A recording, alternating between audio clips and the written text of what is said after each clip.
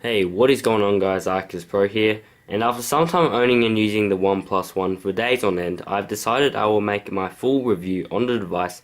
So, without any further ado, let's get started.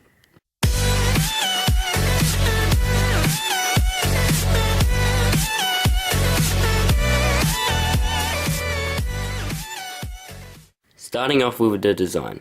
I myself have the 64GB Sandstone Black version, which is the global version, which isn't a Chinese copy. Starting from the front, we do have that 5.5-inch 1080p Full HD display with a pixel density of 401 ppi. On the front, we also have the earpiece, the proximity sensors, and the camera. And on the bottom, we do have these very dimly lit, but they are very capacitive buttons. But I've decided to enable on-screen buttons, and I'll tell you why later. On the right side, we have the power button, which is very conveniently placed. It's placed right where you have the thumb when you're holding the phone. And on the left side, we have the volume rockers adjacent to the SIM card slot. On the top, we have the 3.5mm headphone jack and the microphone. On the bottom, we have the two stereo speakers. In the middle is the micro USB charging port with another microphone.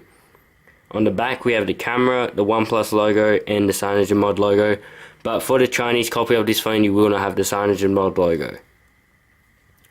As you can see, around the phone is this metal band which goes all around the display, and the display actually sits on top of it, if you can see there.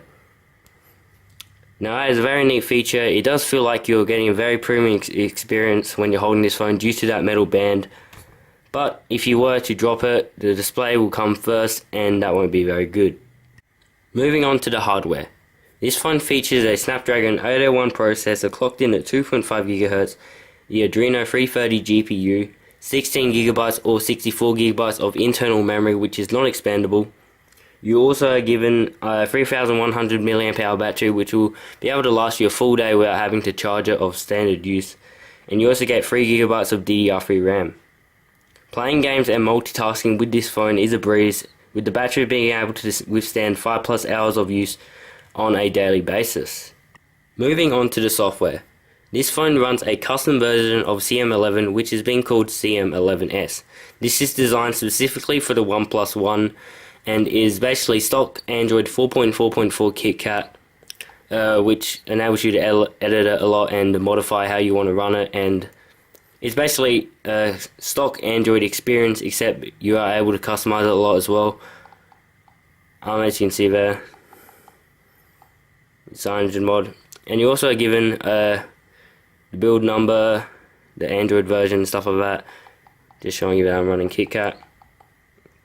Now, since this is a custom version of CM11S, you're given a few extra options. You do have the theme showcase, which is exclusive to CM11 or CyanogenMod, which enables you to modify the theme of your phone, so you can change what your icons look like, what the buttons look like.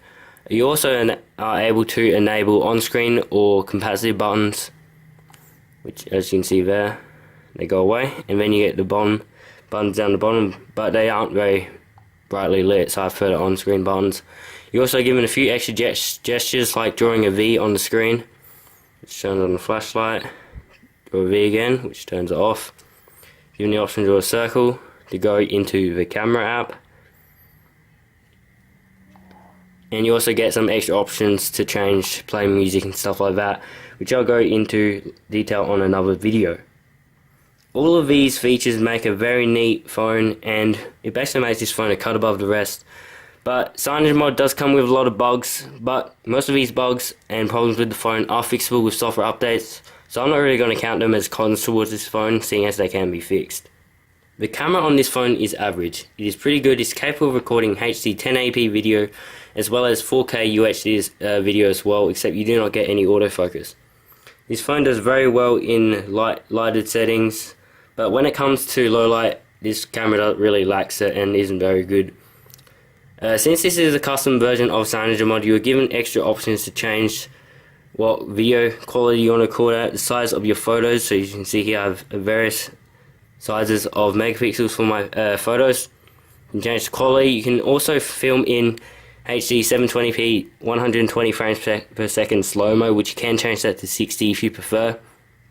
Since this is a custom version and custom camera app, you can change the autofocus, the ISO, and the explosion and stuff like that. But I've heard that the auto modes for this camera app is very bad, and you just want to change that to your liking. If you prefer it to be automatic and what they've chosen, then go ahead by all means. But as you can see, you can change the size of your video from all the way down to 480p all the way up to 4K UHD without auto image stabilization. So what that means is that if you're filming it and you're shaking it a lot, the phone isn't going to fix that itself, and you're going to have to use a tripod or something like that. But that isn't very a bad feature. You also have time lapse, which can basically takes a photo every designated time which you select, and you'll get this very neat video over time of a bunch of photos clipped together. Since it's a custom version, you get live filters, as you can see here. It looks very, very good. The screen on this phone is very rich and vibrant, and is a full HD 1080p display with a pixel density of 401 pixels per inch. This will enable you of getting very bright, rich, vibrant colors, as you can see there. So overall, I just love this phone. The camera is good, the operating system is great, the battery is amazing on this phone. But if you're thinking of buying this phone, I'd highly recommend getting the 64GB version, as I just don't think 16GB will be enough storage for those people who want to maybe film or use this phone as a camera of some sort, seeing as 4K video is very, very big and will take up a lot of your memory, as well as most of the photos, apps and games and music. So there you go, guys. I hope you enjoyed this video and my review of the 2014 flagship killer, the OnePlus One. I hope you guys enjoyed the video, and I'll see you guys in the next one. Please subscribe to my channel for future videos like this, and yeah, peace.